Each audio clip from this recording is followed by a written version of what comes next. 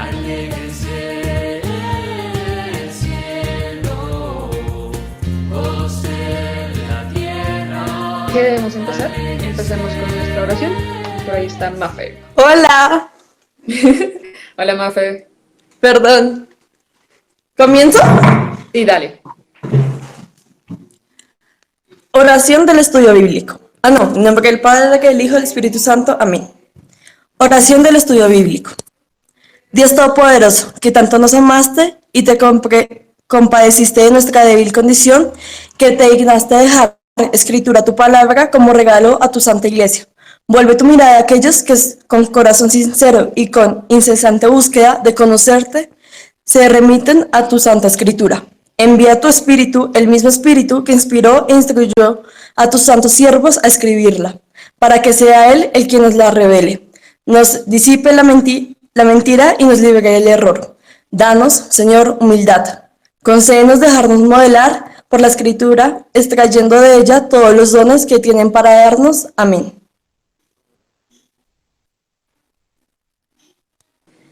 Amén. Padre nuestro, ¿sí? Sí, dale. Sí, claro. Padre, dime. Dale. Padre nuestro que estás en el cielo, santificado sea tu nombre. Venga a nosotros tu reino, hágase tu voluntad, así en la tierra como en el cielo. Danos hoy nuestro pan de cada día, perdona nuestras ofensas, como también nosotros perdonamos a los que nos ofenden. No nos dejes caer en tentación y líbranos del mal. Amén. En el nombre del Padre, del Hijo y del Espíritu Santo. Amén. Muchísimas gracias, Mafe. De hecho, ha sido inspirada para rezar el Padre Nuestro precisamente. Ya les contaré por qué. Listo. Hoy continuamos con el Sermón de la Montaña. ¿Por qué no cambia la presentación? Bueno, ahí está. Para los que estuvieron la sesión pasada, hicimos el capítulo 5 de Mateo, que es la primera parte del Sermón de la Montaña. Si no estuvieron, no se preocupen. En resumidas cuentas, Jesús les comenta y les dice a las personas qué es ser buenos. Es decir, explica las leyes, no solo como este conjunto escrito que ha dejado Moisés, sino que Él nos explica verdaderamente que aquello que debemos hacer. Como sabemos, el Nuevo Testamento planifica el Antiguo Testamento. Entonces, Él habla sobre las bienaventuranzas, habla que debemos ser la sal y la luz del mundo. De hecho, nos dice que debemos ser luz que brilla delante de la gente para que viendo el bien que nosotros hacemos, alaben al Padre que está en el cielo. Nos enseña pues que Él no vino a abolir la ley, sino a planificarla, a perfeccionarla. Nos enseña, por ejemplo, sobre el enojo, que si estamos mal con alguno de nuestros hermanos, tenemos primero que reconciliarnos con ellos antes de presentar nuestra ofrenda. Sobre el adulterio, que podemos pecar de adulterio solo con nuestros ojos, no tiene que ser el acto completo. Sobre el divorcio, que por la dureza del corazón Moisés había permitido el divorcio, pero pues que es un vínculo indisoluble. Sobre no usar el nombre de Dios para hacer juramentos vanos. También sobre la venganza, ya no es la ley del talión, de ojo por ojo y diente por diente, sino que nos dice, si te pegan en una mejilla, pon la otra, si tienes 2 camisetas, pues regala una. Y termina diciéndonos, ama a tu enemigo. Porque ¿qué tiene extraordinario que ustedes amen a sus amigos, a aquellos que los aman? Más bien amen a quienes no aman. Así que nos está diciendo, sean buenos. Alguien escuchando esto dentro de la muchedumbre habrá dicho, listo, perfecto. Son otras reglas que tengo que cumplir. Simplemente voy a meter, si tenía escrito la regla del adulterio, simplemente voy a extender un poquito y voy a escribir lo que dijo él. Voy a hacerlo y recibo la recompensa de Dios. Súper fácil. Pero Jesús, sabiendo que iba precisamente a pasar esto, sigue su sermón y podríamos decir que este sermón es respecto a la genuidad, es decir, a que nuestras acciones sean genuinas. Así que podría resumir, digamos que este capítulo en la intención de corazón. ¿Cuál es nuestra intención de corazón? Y lo contrario a una buena intención de corazón, a una recta intención de corazón, sería la hipocresía.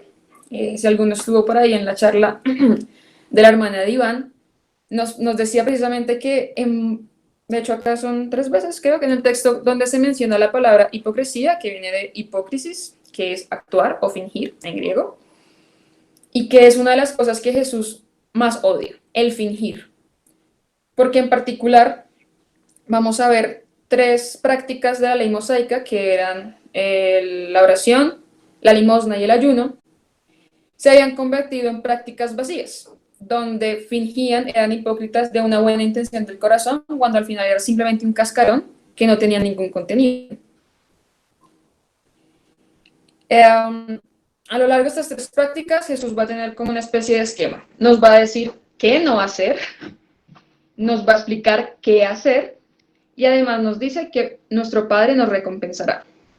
Y ya entrados en gastos con la palabra Padre, noten a lo largo de todo el texto, son 17 veces que la palabra Padre es mencionada en todo el Sermón de la Montaña. Entonces ténganlo muy en cuenta, o sea, tengan ahí por ahora en su mente la palabra Padre, que les resuene. Dani García, ¿estás disponible para poder hablar y leer esta primera diapositiva? Sí. Dale.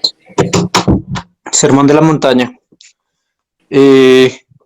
Mateo capítulo 6, versículos del 1 al 34. Cuidad de no practicar vuestra justicia delante de los hombres para ser vistos por ellos. De lo contrario, no tendréis recompensa de vuestro Padre Celestial.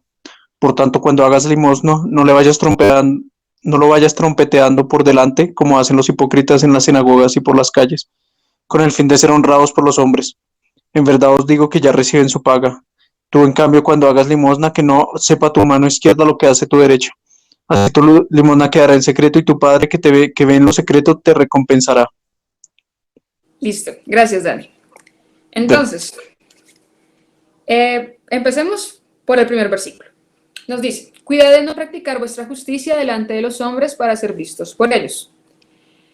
Como más adelantico está hablando de la limosna, incluso yo creía que cuando hablaba sobre justicia se refería solo como a las buenas obras exteriores, como dar de comer a los hambrientos o dar de beber a los sedientos. Pero cuando está hablando sobre vuestra justicia, otra traducción sería sobre las buenas obras. Así que se está refiriendo a cualquier buen hecho y buena obra que hagas en tu vida.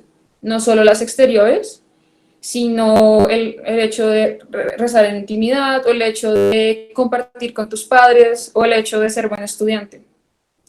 Así que lo que desde el primer versículo de este capítulo nos está invitando es a pensar, ¿tú por qué eres bueno? O sea, ¿cuál es tu verdadera intención de ser bueno? Como les dije, la verdadera intención del corazón.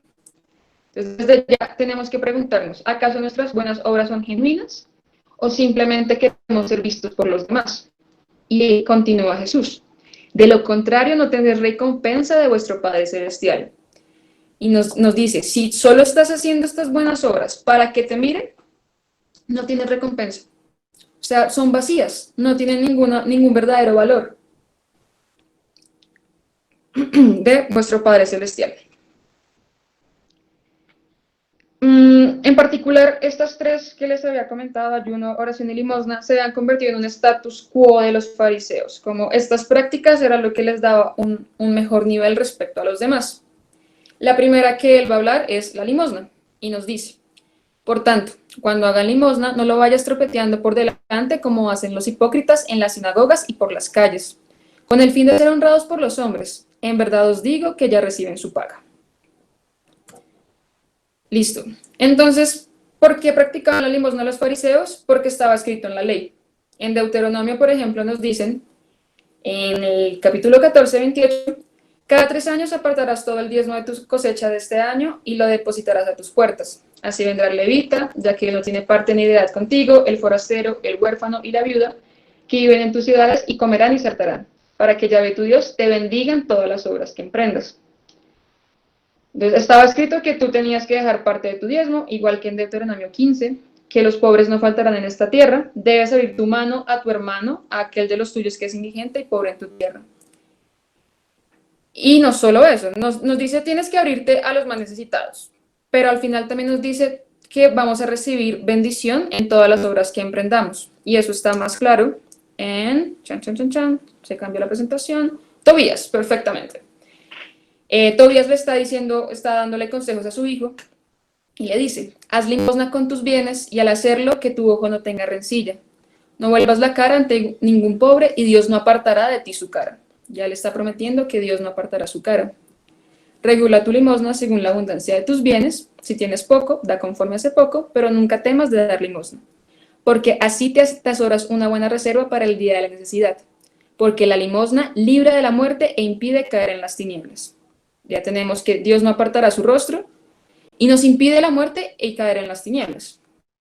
Así que sí, estaba escrito que la limosna iba a tener sus premios, pero los fariseos confundieron y pensaron que solo los premios era la razón por la cual hacían esas limosnas. Por eso eran hipócritas. Nuevamente, no era una buena intención de corazón. Pero ¿qué él nos dice? Tú, en cambio, cuando hagas limosna, que no sepa tu mano izquierda lo que hace tu derecho. Nos dice que nadie se entere. Tan es así, nadie, que ni tú mismo te enteres, es decir, que ni tú mismo te vanaglorias de aquello que acabas de hacer. Ahorita, por ejemplo, en estos momentos de pandemia, que si tú participaste en la donatón que hizo Claudia López, no lo sé. Entonces tú publicas en Facebook y solo publicas, ay, yo ayudé con 50 mercados para las personas necesitadas y solo lo haces para que los demás lo vean.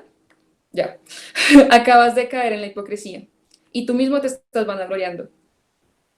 Porque tienes que hacer lo contrario, que no se entere, porque así tu limosna quedará en secreto y tu Padre que ve en lo secreto te recompensará.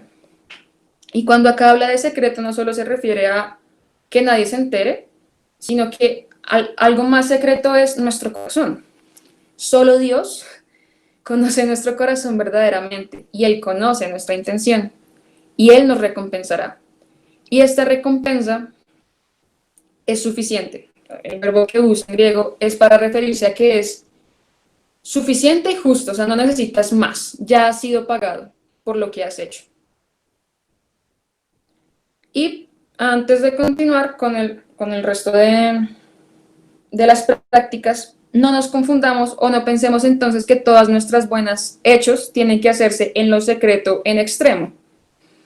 Es decir, hagamos lo mismo. Yo ayudé en esta recoger mercados, no quiero que nadie se entere y cuando alguien se entera te pones bravo, porque entonces ya no vas a recibir un premio. No. Jesús mismo nos dijo en el capítulo anterior, sean luz para que conozcan a mi Padre. Solo que nos confundimos y pensamos que sean lámparas y simplemente muéstrense. No. Es el justo equilibrio. Que sea nuestra verdadera intención que lleve nuestras acciones y que esas acciones sean vistas, no porque yo esté buscando que sean vistas, sino simplemente por el hecho de ser.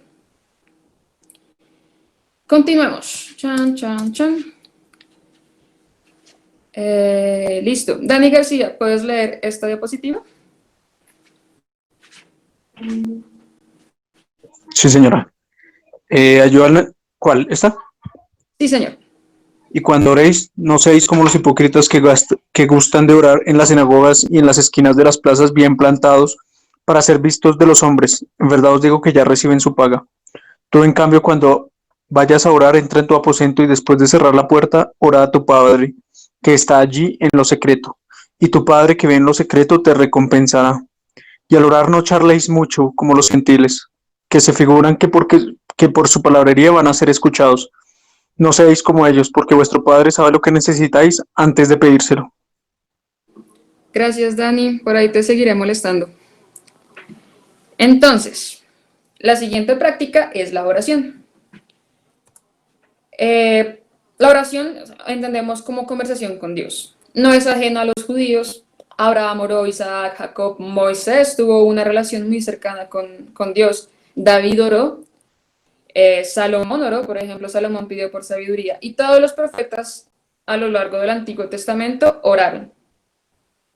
Así que no es algo ajeno. Usted sabe que entrar en conversación con Dios. Incluso en Isaías, como vemos acá en la presentación, precisamente habla sobre el templo y nos dice que los holocaustos y sacrificios serán gratos sobre mi altar, porque mi casa será llamada casa de oración para todos los pueblos. Lo primero que sabía un judío es que el templo era la casa de oración, o sea, el lugar donde yo podía ir a reunirme con Dios porque Dios estaba allí. Desde Moisés, cuando habían puesto la tienda del Arca de la Alianza, bueno, pues esta tienda pasa al templo, Y es ahí donde está la verdadera presencia de Dios. Hay un lugar además específico para ir a orar, más allá de las sinagogas. Y aunque no está escrito explícitamente, los judíos oraban 3 veces al día. Sucede un poco como con el bautizo, tal vez, como está dicho, más no está explícito todas aquellas tradiciones que tenemos sobre el bautizo, pero eso pues simplemente no las anula, simplemente dedujeron sobre aquello que estaba escrito. Por ejemplo, acá en Daniel, la historia de Daniel es interesante, es un santo.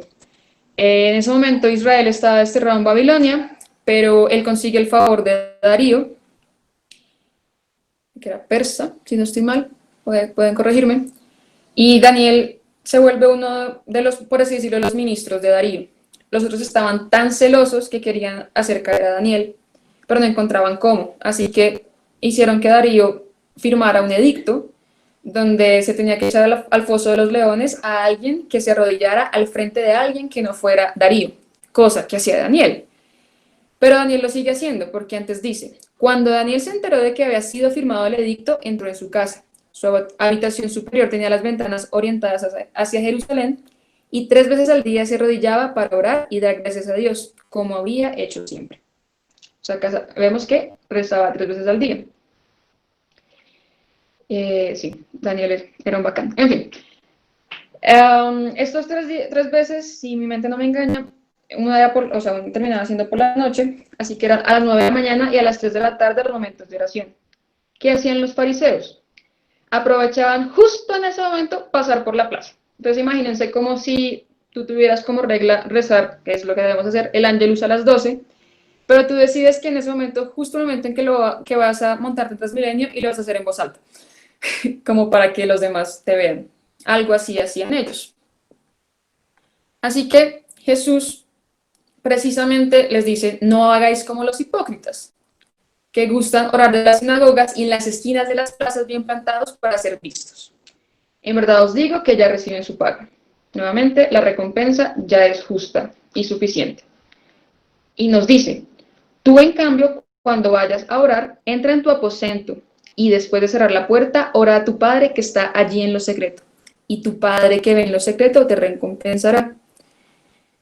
Jesús no está condenando la oración pública solo por ser pública. Jesús mismo oró en público, por ejemplo, cuando bendijo los panes y los peces antes de la multiplicación.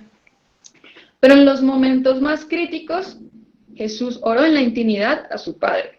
Para no ir más allá, pues cuando hizo la oración en el huerto de los olivos. Él nos dice nuevamente, en la intención de tu corazón, en lo secreto que lo ve y habla con tu Padre. Y este recibirá recompensa. En la siguiente diapositiva ya van a ver de qué se está refiriendo, dejaré por ahí quietico. Y nos sigue diciendo, al orar no echarles mucho como los gentiles que se figuran que por su palabrería van a ser escuchados. No seáis como ellos, porque vuestro Padre sabe lo que necesitáis antes de pedírselo. Acá no está condenando la elocuencia. Cuando habla de no charléis mucho, se refería a que se tenía antes esta noción de que Dios era como un gran jefe al cual que si tú le seguías dice, iba a cambiar de opinión. Y debemos tener muy claro que nosotros no vamos a cambiar la opinión de Dios. O sea, ¿cómo vamos a creer que nuestra opinión es mejor o mayor que la de Dios? Cuando nosotros rezamos, estamos rezando es para que nuestra voluntad se acompase con la de Dios. Y eso también lo vamos a ver en la siguiente diapositiva. También ténganlo ahí en un caldito. Respecto a la intimidad y a la elocuencia. Pero no está condenando la elocuencia por elocuencia o la repetición de palabras. En algunos textos, por ejemplo, de nuestros hermanos separados, en vez de poner palabrería, ponen la repetición vana. Y se agarran de este texto para condenar, por ejemplo, el rosario. El rosario, pues, muy técnicamente hablando, se repiten, Dios te salve María, Dios te salve María, Dios te salve María. Pero eso no es lo que se refiere acá, porque uno, como ya lo he dicho, estamos hablando de la rectitud de corazón. Si yo hago rectamente un rosario, pues es muchísimo más bendito que una oración corta mal hecha, o una oración muy larga también mal hecha. Y dos, tampoco, y acá la palabra que usa no sé si se ve mi mouse, sí. El verbo es acá, batalogueo. También se puede entender como farfulleo, como balbuceo, como simplemente como cuando rezan súper, hiper, mega rápido un rosario, así. Como un murmullo, palabras inentendibles que no tienen sentido solo por llenar ruido. También se está condenando precisamente eso, palabras vacías. Y no condena la elocuencia. Acá tenemos compañeros, creo que Vale no está, qué triste. Vale es una persona muy elocuente en su oración, y yo, por ejemplo, soy una persona tal vez con palabras más cortas, pero Jesús no está condenando la elocuencia de Vale, ni mucho menos. Cada uno en su forma de rezar está mostrando su verdadera intención de corazón. Y lo que sí tenemos que tener claro es que la razón, o sea, él ya sabe que necesitamos. No es que rezamos para informarle, como, oye, para que sepas, no, él ya sabe, sino para entrar en comunión con él. Y hablando de esa comunión, llegamos, podría decir yo, al culmen de este sermón de la montaña. Dani, ¿estás por ahí? Sí, Astrid. ¿Podrías leerla, por favor? Vosotros pues orad así: Padre nuestro que estáis en los cielos, santificado sea tu nombre. Venga tu reino, hágase tu voluntad, así en la tierra como en el cielo. Nuestro pan cotidiano, dánoslo hoy, y perdónanos nuestras deudas, así como nosotros hemos perdonado a nuestros deudores. Y no nos dejes caer en tentación, mas líbranos del mal. Que si vosotros perdonáis a los hombres sus ofensas, os perdonará también a vosotros vuestro Padre Celestial. Pero si no perdonáis a los hombres, tampoco vuestro Padre perdonará vuestras ofensas. Gracias, Dani. Uf, quiero que vean la oración. Es el Padre Nuestro, aquella oración que nos enseñaron desde chiquiticos, si hemos tenido la alegría de nacer en una familia católica, y pues que está en la Biblia, ¿no? No es que se la hayan inventado los patriarcas en el 300 o en el 1500, no. El mismo Señor nos la dio. Por eso también se llama la oración del Señor. ¿Por qué digo que es el culmen? Porque es la oración perfecta. Dice en el catecismo que es el resumen de todo el Evangelio, o me atrevería a decir que de toda la Biblia. O sea, no hay algo en la Biblia que no esté dicho en el Padre Nuestro. Y además es la más perfecta porque además es nuestra guía. A medida que les vaya contando, nos daremos cuenta que el orden es el correcto, porque pedimos lo que podemos desear con rectitud y en el orden correcto. ¿Y por qué pedimos? Si nos damos cuenta, el Padre Nuestro tiene 7 peticiones. 7, el número perfecto. 3 son respecto a Dios, que es: santificado sea tu nombre, venga tu reino, hágase tu voluntad. Y 4 sobre nosotros: danos nuestro pan, perdona nuestras deudas, no nos dejes caer y líbranos. Ese es el orden perfecto de una oración.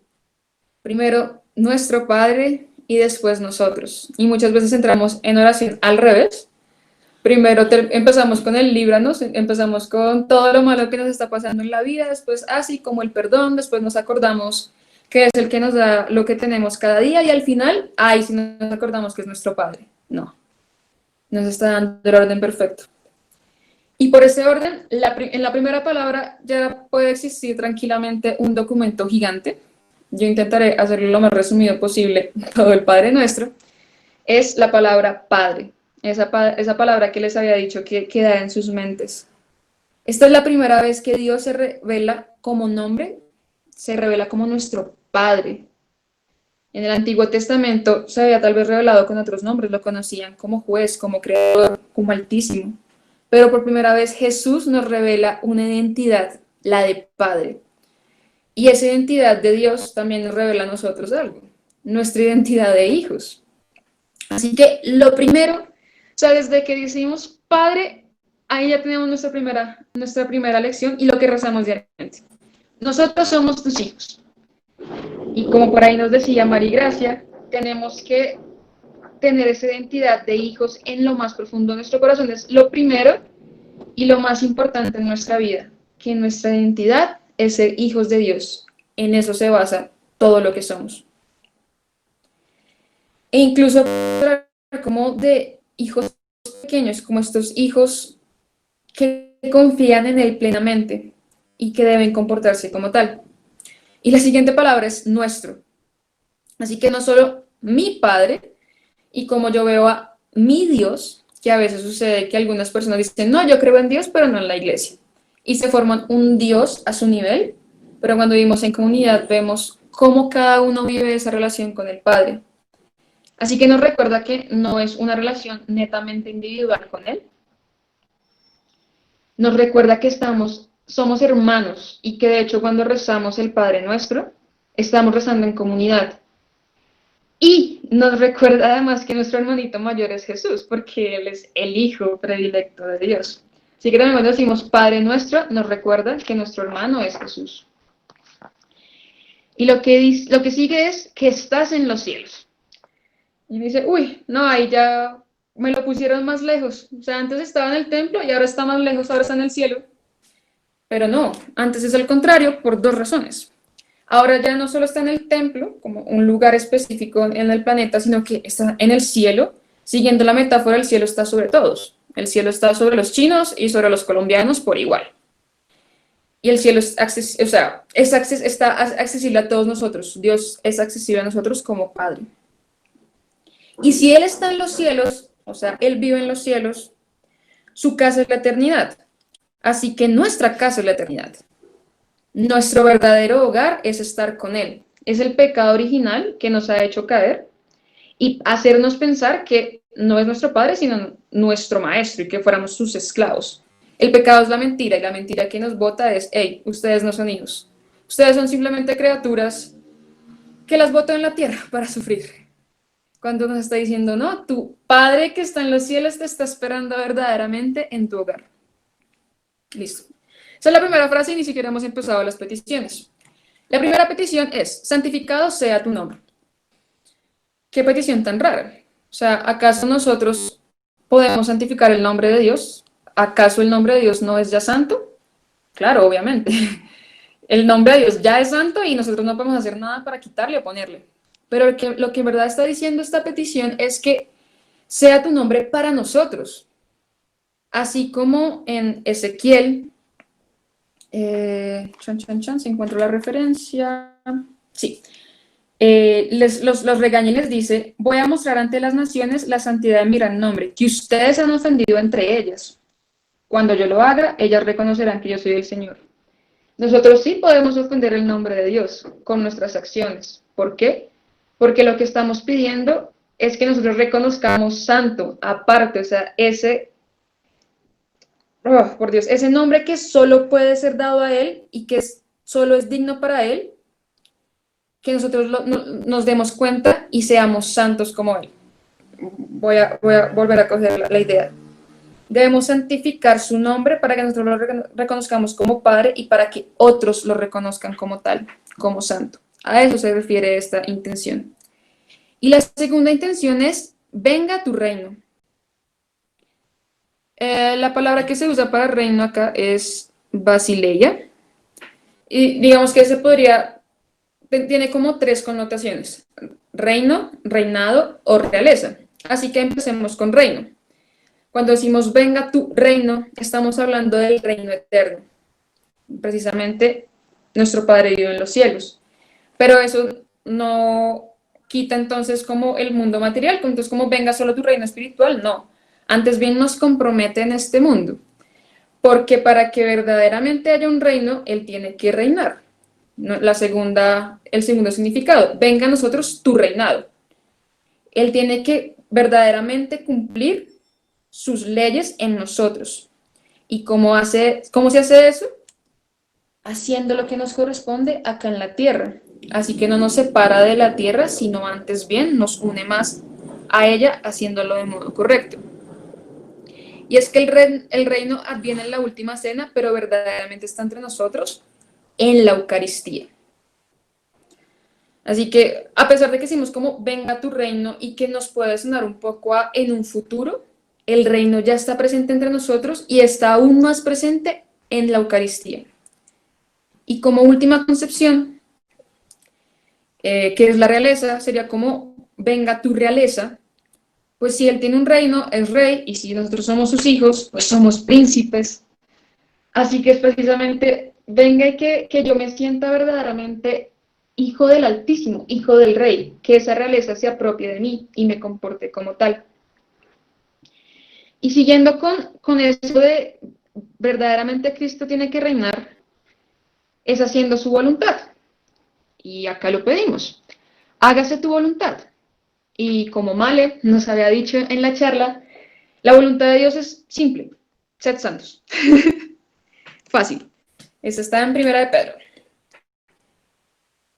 Así que cuando le decimos hágase tu voluntad es permítenos que queramos ser santos. Y como les había dicho anteriormente, cuando nosotros rezamos, no es porque nosotros vamos a cambiar lo que Dios quiere, la voluntad.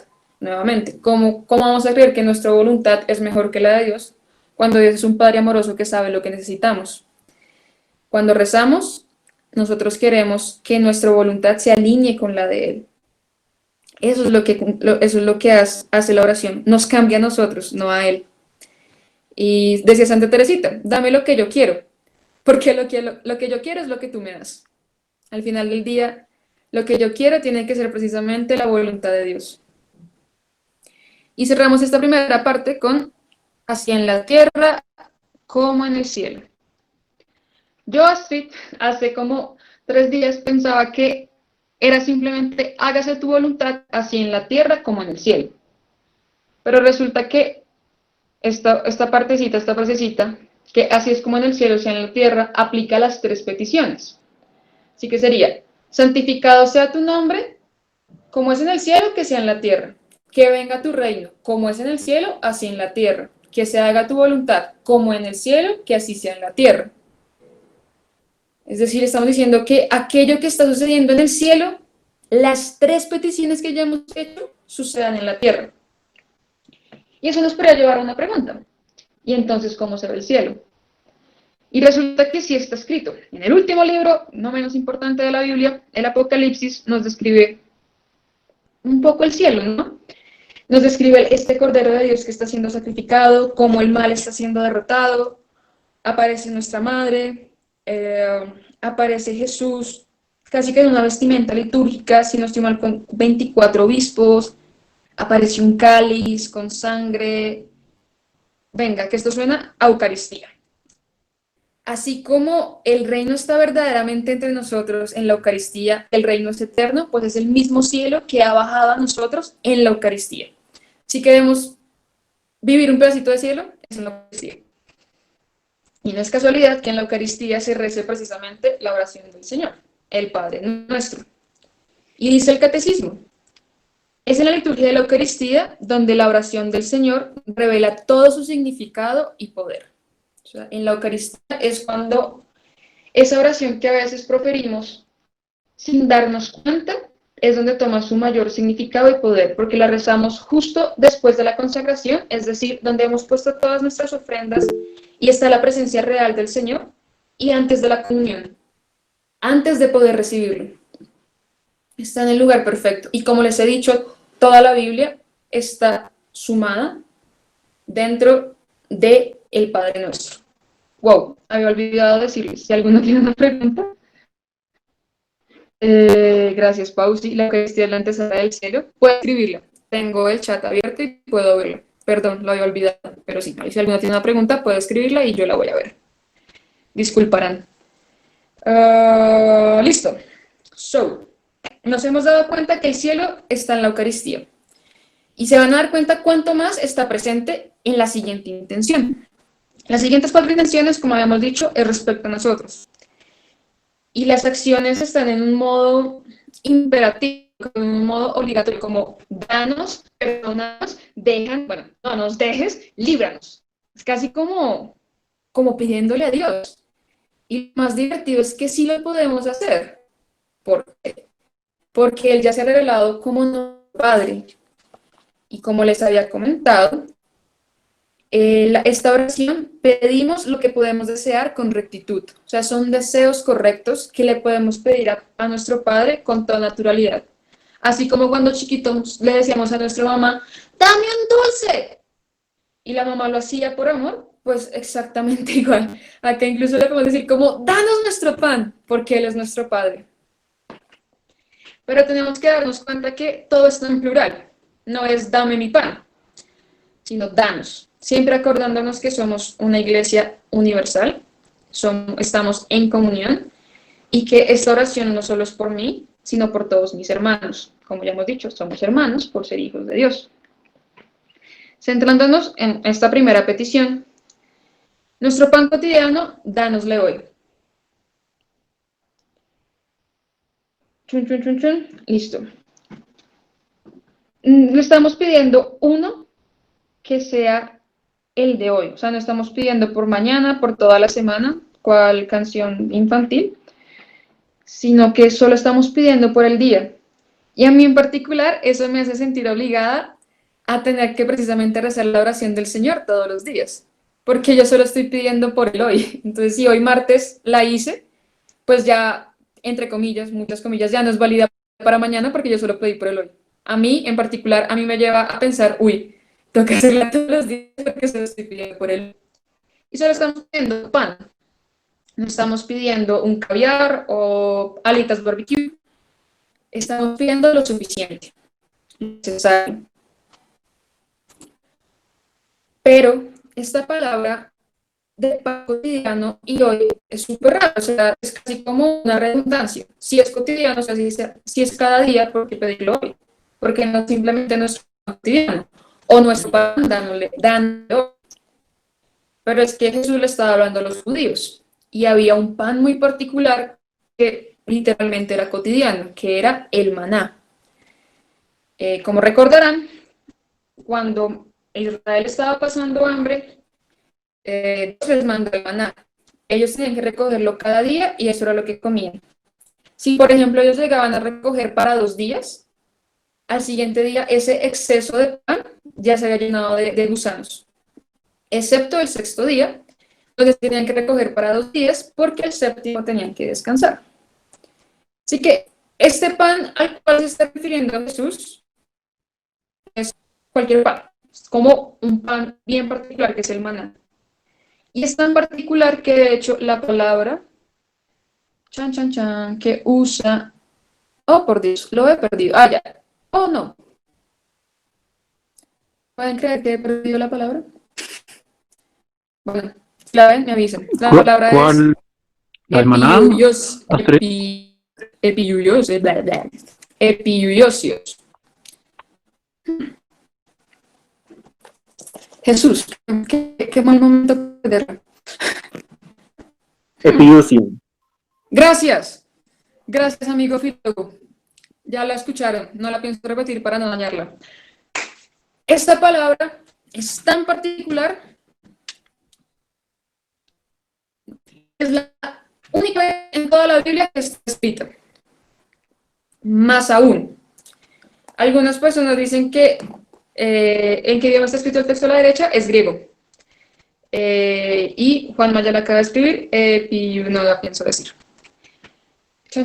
Es griego, ¿por qué? Porque este estudio está patrocinado por, no mentiras, pero parte del estudio está gracias a Juanma y Juanma sabe griego, así que tenemos la versión original en griego y la traducida.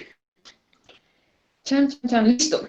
Esta palabra, epiuiosión, hacémoslo. Es tan particular que algunos dicen que es la única vez que se dice en toda la literatura griega antigua. O sea, en la Biblia es el único lugar donde se encuentra. Por ahí estará. La primera parte es epi, que significa super o sobre. Y la segunda parte es iosios, que significa sustancia. Así que, literalmente hablando, significaría sobre supersustancioso, como supernatural. Así que cuando está hablando de nuestro pan cotidiano, no está refiriéndose a cualquier pan, está diciendo nuestro pan supernatural, dánosle hoy, nuestro pan supersustancioso. Y a nosotros como católicos, pues se nos debe prender un bombillito así bien gigante sobre nuestra mente y decir, ¡oh! Nuestro pan sobrenatural, supersustancioso, pues es el cuerpo de Cristo. el super pan. Sí, el super pan. Y él mismo lo dijo, yo soy el pan bajado del cielo. Quien coma de mí no tendrá hambre. Así que cuando nosotros estamos diciendo Padre Nuestro, le estamos diciendo, ya te respondo, Yoyito, le estamos diciendo, cada día permítenos consumir este pan sobrenatural que tú nos has dejado para no morir. Dime, Yoyito. Hola, ¿qué tal? Mira, pues es que mi pregunta iba mucho más como, pues, a algo que a mí me ha parecido como especialmente problemático y es como, pues, Jesús nos pide que nuestra oración sea simple, ¿no? O sea, como no utilizar palabras pomposas y Ajá. sí, como cosas así.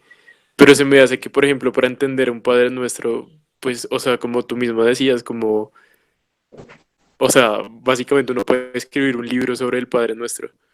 Y lo que me preguntaba es, o sea, siento que, por ejemplo, mayoría de la gente no tiene ni idea del Padre Nuestro, o sea, y yo siento que yo tampoco, y yo siento que un montón de gente, pues también un poco preparada, puede que no sepa como todo eso con profundidad, pero lo que se me hace extraño es, no sé o sea, cómo conciliar esas dos ideas, porque es como una oración como tan densa y compleja que es muchas veces difícil de entender. O sea, por ejemplo, lo que decías de santificado sea tu nombre, eso yo siempre pues como intento decir las cosas como con la intención de decirlas, o sea, como con el sentido que tienen las palabras, pero usualmente para mí era muy difícil decir santificado sea tu nombre porque yo no sabía qué estaba diciendo específicamente, sí, o sea, como o sea, a eso a qué se refería.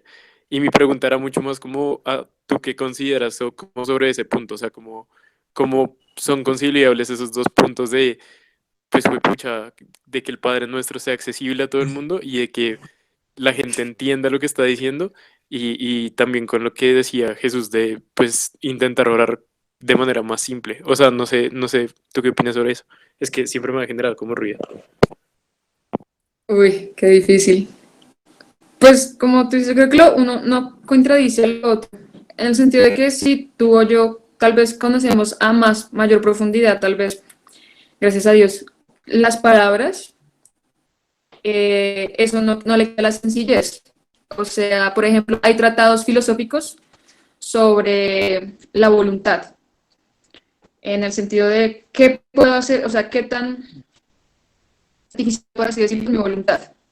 Cualquier persona del común puede entender la voluntad como yo, las cosas que yo quiero hacer, pero hay tratados filosóficos gigantes de cómo es en verdad, qué tan cierta es la voluntad, que si no son nuestras emociones, que es el cerebro, que si hay algunos incluso ponen un Dios, como más allá, que somos como especie de robots, o sobre la libertad también, hay tratados filosóficos gigantes.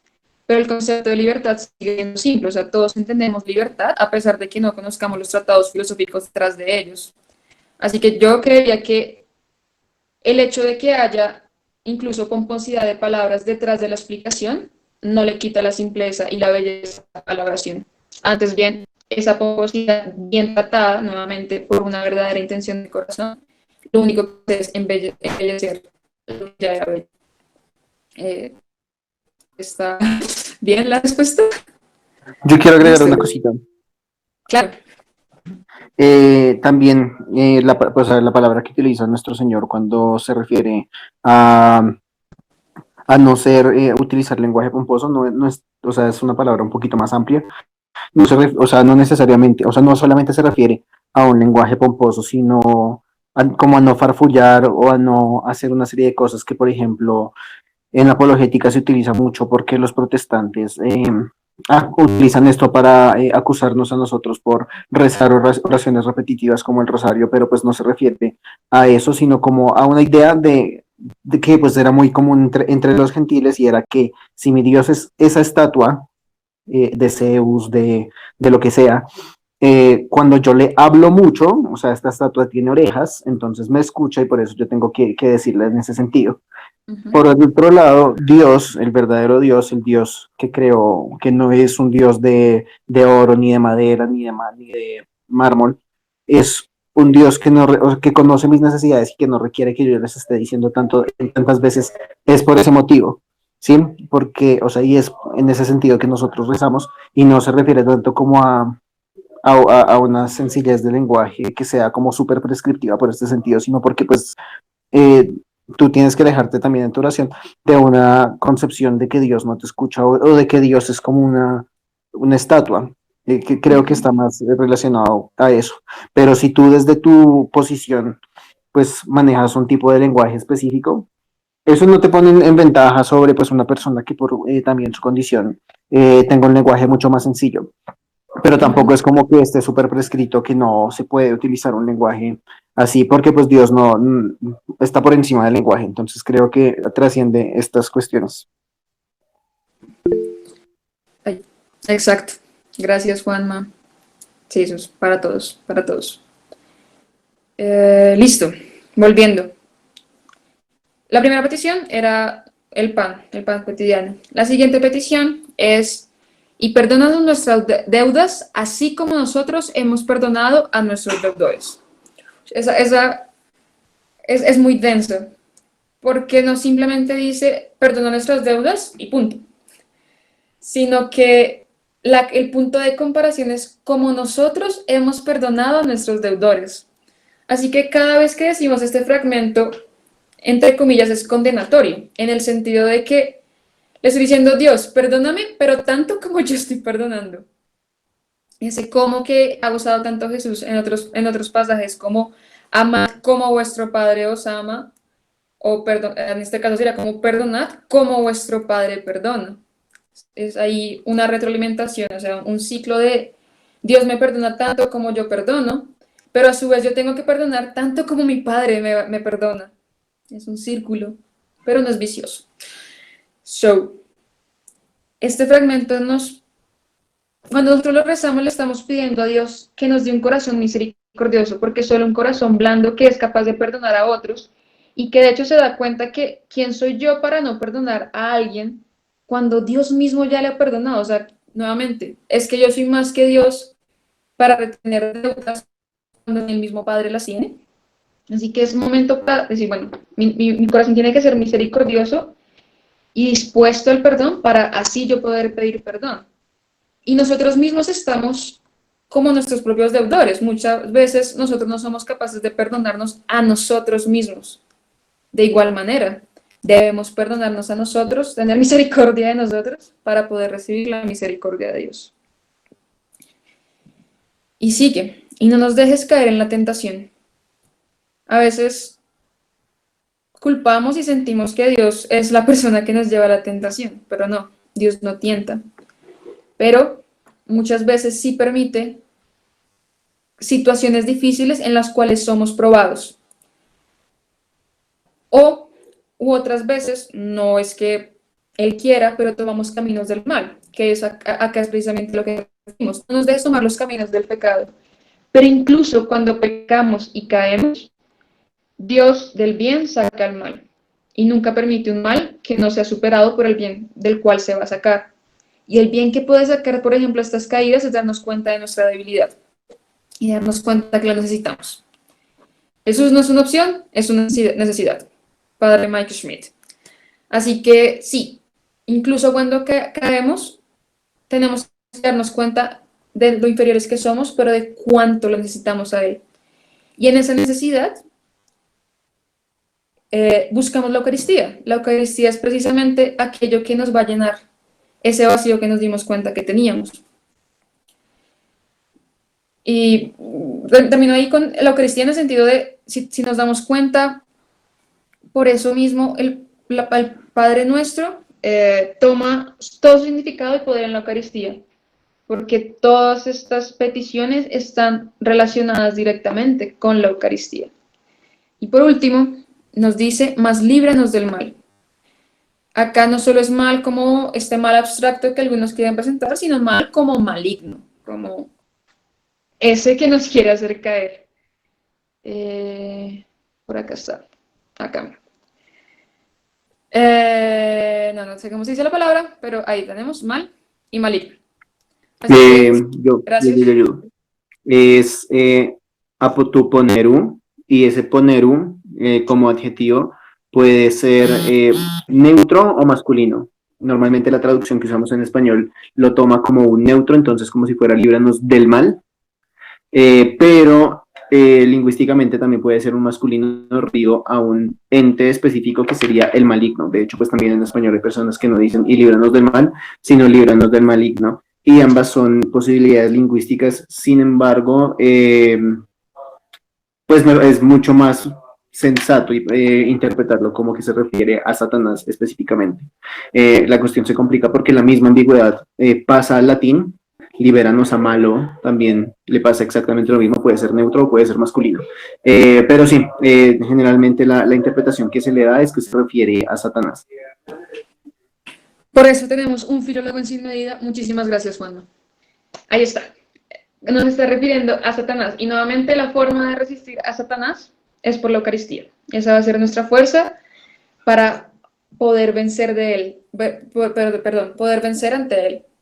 Así que nuestra oración termina con esta esperanza de líbranos del mal, y como sabemos que Dios no es sordo, estamos seguros, tenemos la plena confianza de que precisamente nos librará del mal, o del mal. Dani García se fue. Ok. Oh, disculpen un momento.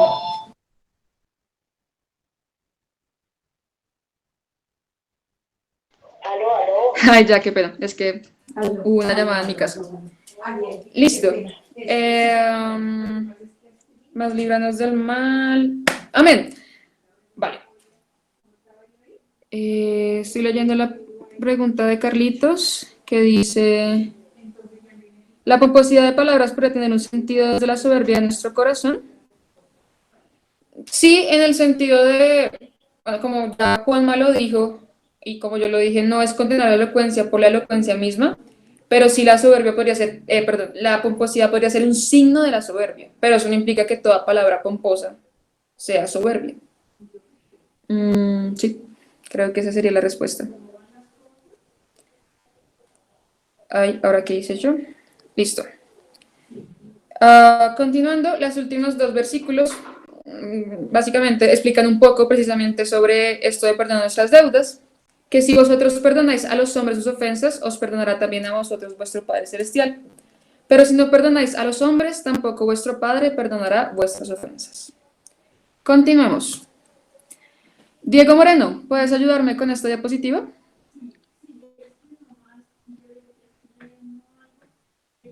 Diego Moreno se fue. Ahí estas personas. Andy Rosso, ¿me puedes ayudar? ¿Desde dónde, Astrid? Toda la diapositiva. Vale, listo. Cuando ayunéis, no pongáis cara triste, como los hipócritas, que desfiguran su rostro para que los hombres vean que ayunan. En verdad os digo que ya reciben su paga. Tú, en cambio, cuando ayunes, perfuma tu cabeza y lava tu rostro, para que tu ayuno no sea visto, para que tu ayuno sea visto, no por los hombres, sino por tu Padre que está allí, en lo secreto. Y tu Padre que ve en lo secreto, te recompensará. No os amontonéis tesoros en la tierra, donde hay polilla y herrumbre que corroen, y ladrones que socavan y roban. Amontonaos más bien tesoros en el cielo, donde no hay polilla, ni herrumbre que corroan, ni ladrones que socaven y roben, porque donde esté tu tesoro, allí estará también tu corazón. Gracias, Andy. Listo. Entonces, ya hablamos sobre dos prácticas de la ley mosaica, limosna y oración, donde Jesús nos ha dado la oración con mayúscula. Y seguimos con el ayuno. El ayuno está en varias partes del Antiguo Testamento. ¿Por qué cambiar? Va. Una, por ejemplo, es para pedir arrepentimiento, pedir perdón. Por ejemplo, cuando Jonás fue a Nínive, les dijo que se arrepintieran. Efectivamente, Nínive se arrepiente. Y dice la Escritura que hombres y bestias, ganado mayor y menor, no prueben bocado, ni pasten, ni beben agua. Ahí está. Eso es precisamente lo que el rey de Nínive les manda a las personas de la ciudad, Que hombres y animales se vistan con sacos e invoquen a Dios con insistencia, y que cada uno se convierta de su mala conducta y de sus acciones violentas. A ver si Dios se arrepiente y se compadece, se aplaca el ardor de su ira y no perecemos. Entonces, una razón por la cual se practicaba el ayuno era para pedir perdón, para pedir misericordia, también para reunirse con Dios. Por ejemplo, cuando Moisés fue a recibir los 10 mandamientos, hace un ayuno de 40 días y 40 noches, sin comer pan ni beber agua. Espero que cambie la diapositiva. También está, ahí está, Esdras. En Esdras nos cuenta cómo también se hacía para pedir protección del enemigo o antes de una batalla. Nos dice que a orillas del río Ahava pregoné un ayuno para humillarnos delante de nuestro Dios y pedirle un viaje feliz para nosotros, nuestros hijos y nuestros bienes. Pues me daba vergüenza solicitar del rey soldados de infantería y de caballería para protegernos del enemigo en el camino. Por el contrario, habíamos declarado al rey, la mano de nuestro Dios está para bien con todos los que lo buscan, y su poder y su cólera sobre todos los que lo abandonan. Ayunamos pues e invocamos a nuestro Dios con este fin, y él nos atendió. Así que el ayuno también daba, por así decirlo, un favor. Y por ley hablando, digamos, como por decreto, solo había un día, como nos lo dice Levítico, que era simplemente el mes séptimo, el día 10º del mes, ayunaréis y no haréis trabajo alguno, ni el nativo ni el forastero que reside en medio de vosotros. Ayuno era no comer nada. No es como un poco tal vez el ayuno de comamos pan. Estos días de ayuno eran literalmente no comer nada.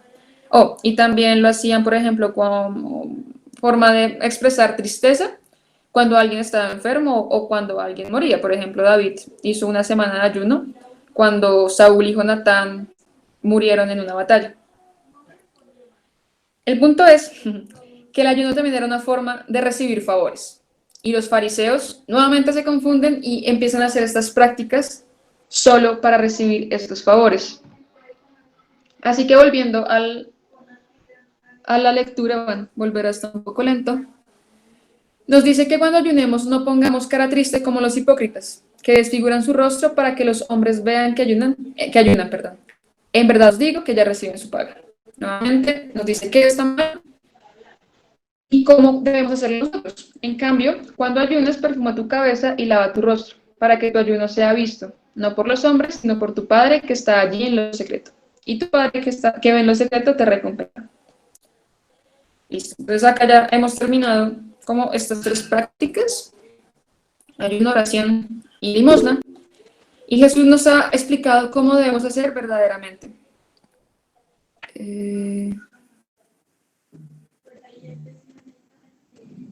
Ajá, muy cierto, Juan. Muy semejante a algunos cristianos que todavía se mortifican y hacen promesas con la intención de recibir favores a cambio, como algunos flagelantes. Exacto. Es un llamado para que aquellos, por ejemplo, las personas que hicimos Éxodus, ¿no? No era la mortificación por la mortificación, el sacrificio como para hacerlo, para que nos vieran, no era, por ejemplo, poner cara triste, que decir como, ay, es que yo no puedo ver series, y decirle así a nuestros amigos como con cara de, qué mal, sino mostrar felicidad, de perfumarnos la cabeza y lavarnos nuestro rostro. Porque el punto de estas prácticas, nuevamente, no es que esté condenando las prácticas de ayuno o la oración pública, o esté condenando que las personas sepan que tú ayudaste a alguien. Lo que está condenando es la hipocresía. O sea, está condenando que tú estás fingiendo una verdadera intención de corazón cuando en verdad no la hay. Y de hecho, eso es lo que continúa en el texto. Cuando nos dice que no amontonemos tesoro en la tierra, y en el versículo 21 nos dice, porque donde esté tu tesoro, allí estará también tu corazón. Nos está diciendo, hey, ¿dónde está entonces la intención de tu corazón? ¿Es acá? ¿Donde todo se corroe, donde es finito? ¿O acaso tú estás atesorando cosas en la eternidad, en la casa de tu Padre? Si cambiara la diapositiva, verían, ahí está. Entonces, no sé, tan pronto leí este pasaje, me vino a la mente esta imagen, ¿no? De aquello que nosotros atesoramos acá en el cielo, las cosas materiales, en el cielo, perdón, atesoramos acá en la tierra, las cosas materiales, se van a quedar, o sea, tan pronto muramos, no las vamos a llevar, las tenemos que dejar, porque a la vida eterna solo vamos a tener aquello que cosechamos precisamente en la eternidad. Por ahí está Andy. Ay, puchis. Cuando aparezca la diapositiva, ¿podrías leerla, por favor? Cuando aparezca. Está lento.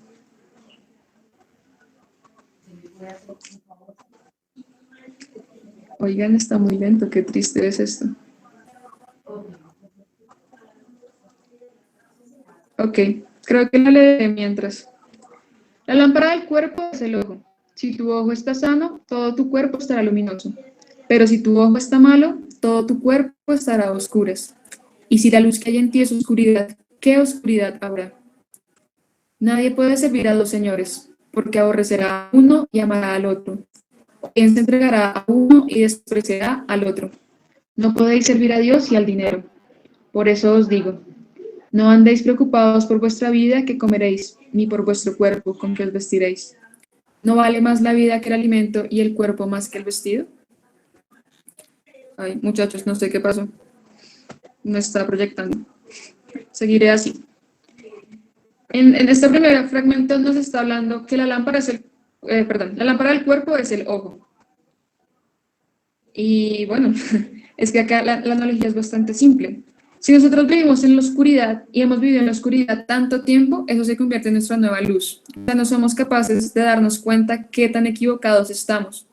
Solo cuando podemos ver verdaderamente la luz, somos capaces de ver nuestra oscuridad. Y de igual manera, si nuestros ojos solo están enfocados en la oscuridad, en este caso, en el mundo material, solo como mundo material, y no nos damos cuenta de la luz, nuestro corazón y nuestras acciones estarán simplemente guiadas hacia ese lugar, hacia solo lo material. Y es que él nos sigue diciendo, no podemos servir a dos señores, o sea, no podemos querer atesorar cosas acá, por fin apareció, no podemos querer atesorar cosas acá y atesorar cosas allá. Es imposible, porque nadie puede servir a dos señores. De hecho, la palabra que usa acá para dinero es mamona, que significa como la personificación del dinero. O sea, como si el dinero mismo fuera un señor. No podemos estar pendientes de las cosas materiales. Si estamos pendientes, no vamos a perder por completo al Señor, vamos a perder nuestra visión del Señor. Y nos pregunta, ¿no vale más la vida que el alimento y el cuerpo más que el vestido? ¿Dónde está el verdadero valor? ¿Acaso la vida no es más importante que el alimento, el cuerpo más que el vestido? Nos pregunta, ¿acaso tu salud no es más importante que tener que trabajar 24 horas al día? ¿O tu familia no es más importante que ese proyecto que tienes que terminar? ¿Dónde está nuestra prioridad? Ay, Dios santo. Bueno, ahí está. Andy, ¿podrías leer esta diapositiva? Listo, dale. Mirad las aves del cielo, no siembran ni cosechan, ni recogen en graneros, y vuestro Padre Celestial las alimenta. ¿No valéis vosotros más que ellas?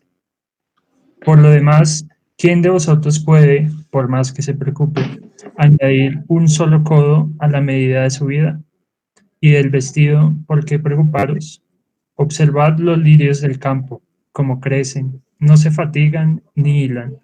Pero yo os digo que ni Salomón en toda su gloria se vistió como uno de ellos. Pues si a la hierba del campo, que hoy es y mañana se echa al horno, Dios así la viste, ¿no lo hará mucho más con vosotros, hombres de poca fe?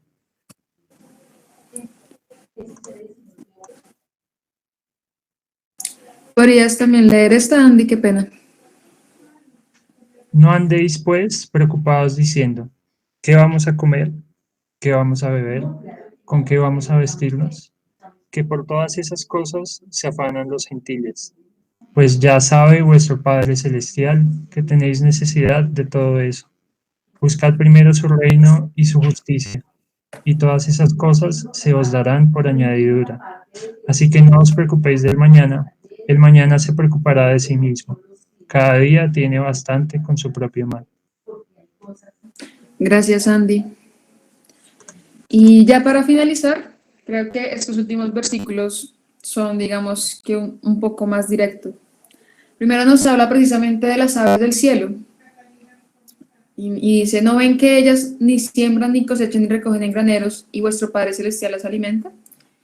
Y nosotros valemos más que esas criaturas. Y de igual manera los lirios del campo, que también está exaltando la belleza de la naturaleza. Les digo que ni siquiera Salomón en toda su gloria se vistió como ellos. Nos dice, no se preocupen de las cosas del mundo, ni siembran, ni cosechan, graneros del alimento, del vestido, pero no hay que malinterpretar, o sea, no es como de, bueno, entonces ahora me voy a despreocupar, no voy a trabajar y todo lo va a dar Dios. No, como decía San Benito, y que por ahí creo que está en algún estado de alguno de nosotros, orar como si todo dependiera de Dios y trabajar como si todo dependiera de nosotros. No nos está diciendo dejad de trabajar, que yo les voy a dar todo, y sean perezosos y no se preocupen. Lo que nos está diciendo es que no tengamos una preocupación excesiva y malsana por el día a día, que es lo que nos dice en los siguientes versículos. No andéis preocupando por el que vamos a comer, qué vamos a beber, con qué nos vestimos, que por todas esas cosas se afanan los gentiles. Pero ya sabe vuestro Padre Celestial que tenéis necesidad de todo eso. Así que nos dice, tu verdadera preocupación, si es que de algo tienes que preocuparte, es de buscar primero su reino y su justicia. Y todas esas cosas se os darán por añadidura. Así que no os preocupéis del mañana. El mañana se preocupará de sí mismo. Cada día tiene bastante con su propio mal. Creo que para cerrar, es un mensaje perfecto para estos tiempos de pandemia. Nos está diciendo, no se preocupen. O sea, estas cosas terrenales y que pasan, se va a encargar Dios. Ustedes encárguense de lo más importante. Busquen el reino de Dios y su justicia, que yo les daré los demás.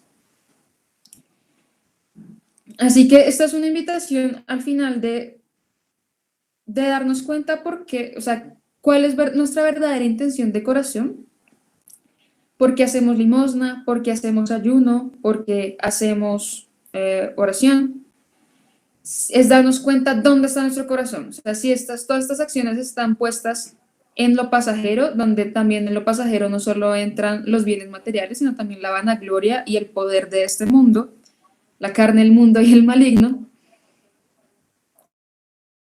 sino que estas acciones estén hechas porque nuestro corazón está buscando el reino y la justicia y efectivamente está puesto en la búsqueda de la verdad con B mayúscula. Porque por allá en la primera de Pedro dice, echad sobre él vuestras preocupaciones, no os preocupéis, cada día tiene su afán. Así que sí, creo que ese es el mensaje de hoy. Preocúpense por lo que es verdaderamente importante. Busca primero el reino y su justicia. Y eso es todo. Cualquier pregunta, ahí está abierto el chat.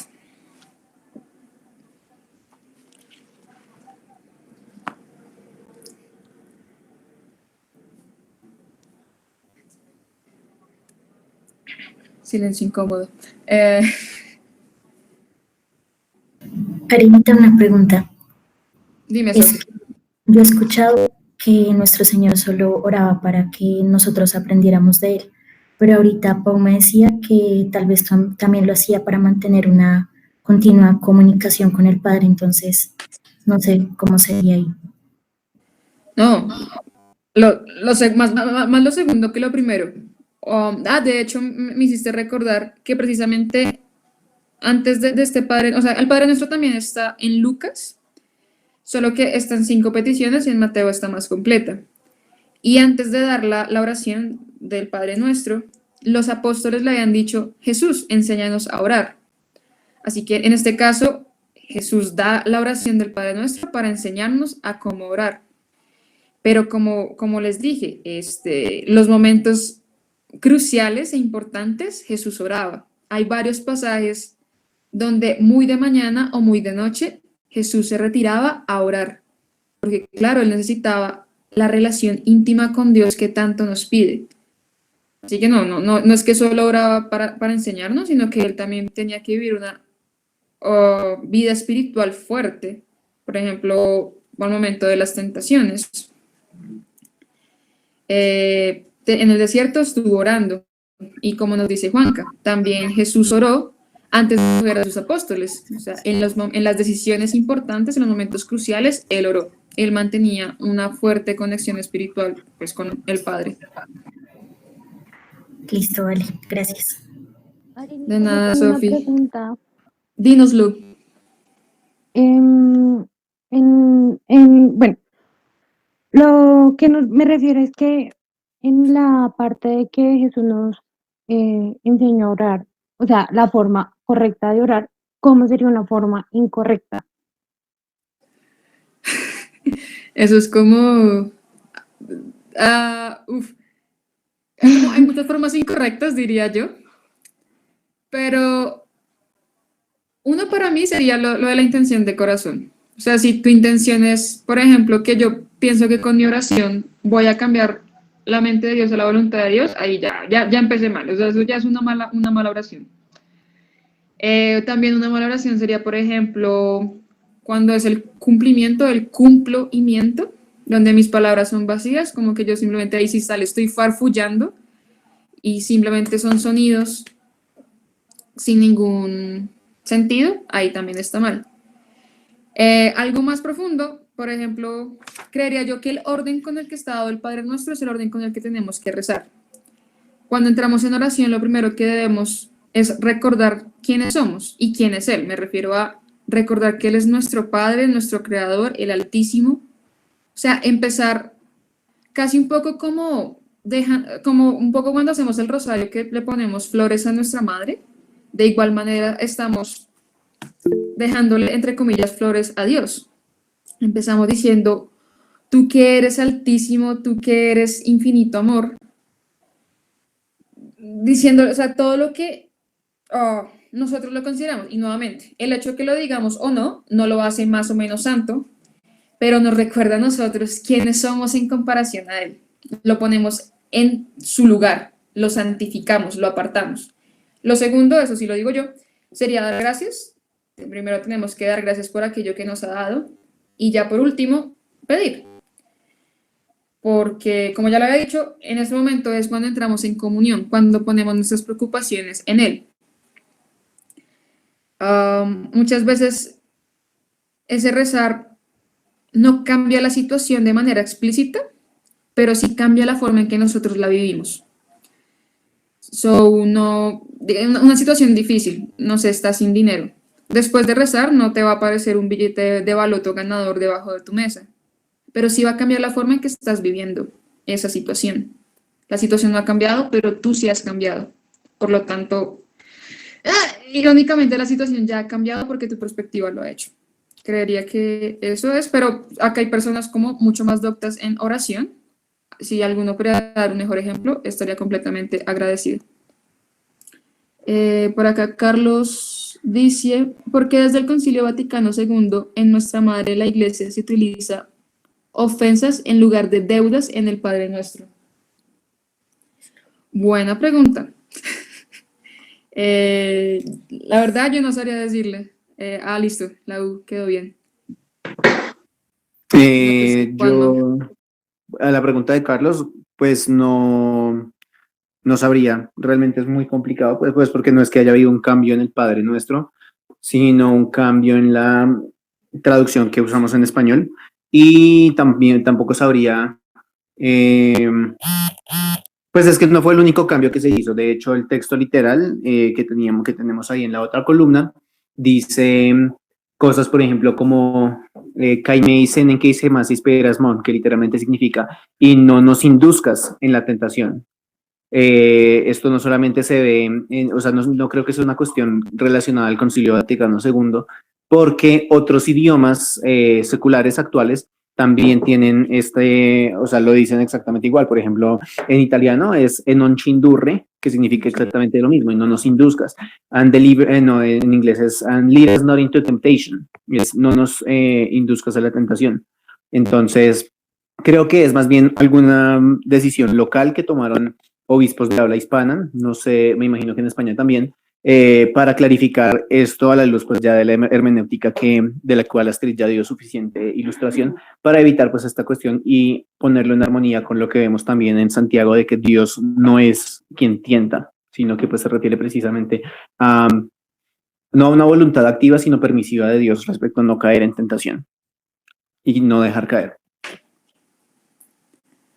Gracias, Juanma. Ok, Andy Rosso ya nos envía más detalles sobre el entonces ya pueden copiar el link. No les pase como a mí que una vez cerré el Meet y me acordé que después de cerrarlo ya el chat se desaparece. Pregunta Ariana, ¿pero deudas y ofensas son homólogos? Bueno, pues homólogos literales, no. Empecemos porque cuando uno piensa en deudas, piensa en dinero. Dios, creo que está muy relacionada con la pregunta anterior. Me atrevería a decir que son homólogos en el sentido de que para el sentido concreto del Padre Nuestro, terminan siéndolo, porque estamos hablando precisamente de aquellas culpas, aquellos pecados que hemos cometido, o sea, las ofensas o las deudas que tenemos. Pero creería yo que tal vez el link de Fray Nelson respondería, porque yo, la verdad, no sé. Y un poquito antes de pues, entrar a profundidad con el link de Fray Nelson, pues se me ocurre una posibilidad y es que ya previamente el mismo texto nos ha hablado os aseguro que ya han recibido completamente su paga.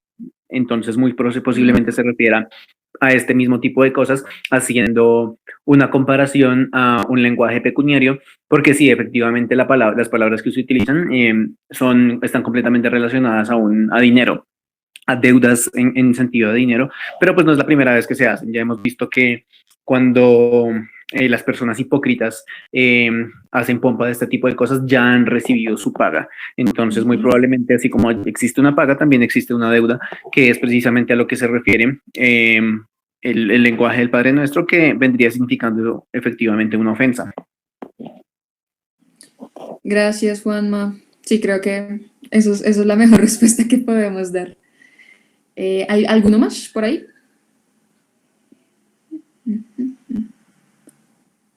Ok, listo. Parece que no. Cualquier duda, pues, estoy como a un WhatsAppazo de distancia, igual que Juanma. Entonces, o cualquier retroalimentación, como, oye, esto tal vez pudiste decir algo más, también completamente aceptado y bienvenido. No siendo más, cerremos con una oración. Gracias nuevamente por estar por aquí. Oh Jesús, no tengo a mano la oración de sin medida. Bueno, pero haciendo honor precisamente a lo que hemos escuchado, creo que es pertinente cerrar con el Padre Nuestro. Así que lo haré. Padre nuestro, que estás en el cielo, santificado sea tu nombre. Venga a nosotros tu reino. Hágase tu voluntad, así en la tierra como en el cielo. Danos hoy nuestro pan de cada día. Perdona nuestras ofensas, como nosotros también perdonamos a los que nos ofenden. No nos dejes caer en tentación y líbranos del mal. Amén. Y le pedimos que todo lo que hagamos hoy, mañana y siempre sea en el nombre del Padre, del Hijo, del Espíritu Santo. Amén. Listo. Muchísimas gracias. Dios los bendiga y nos vemos de hoy en 8 para concluir nuestro sermón de la montaña con la tercera parte. Gracias, Sofi.